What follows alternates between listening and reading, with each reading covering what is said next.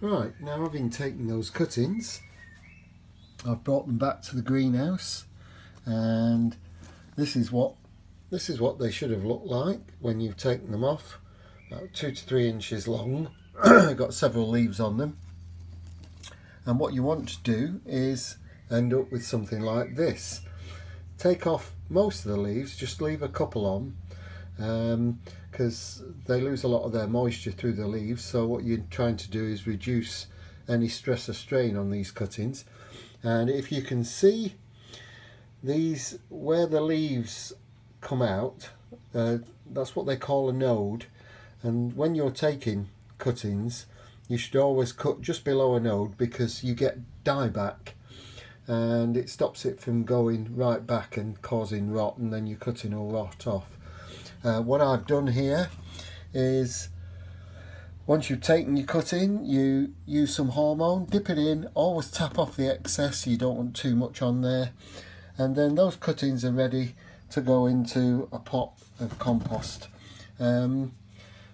You can use anything, you don't need all the official gadgets that you buy.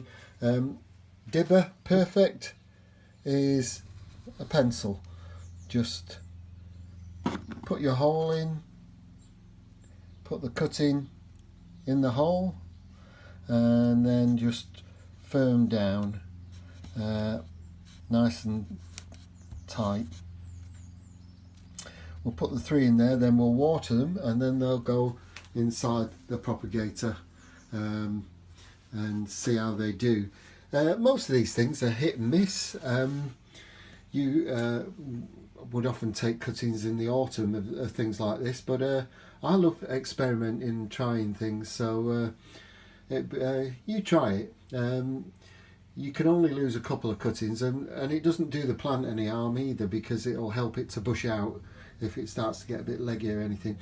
The other thing is, if you haven't got space or a garden at the front of your house, that particular Daphne, when I bought it, I put it in a pot for the first season or so, and had it outside the back door where the patio is there, and then I decided that there was room in the front to put it in the front. So you can grow them in pots. That particular Daphne was fairly cheap. Normally Daphnes, if you go to the garden centres, are quite expensive.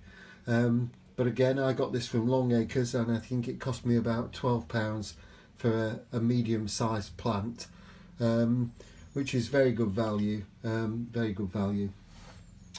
That's it for now. Okay, come back to you again soon.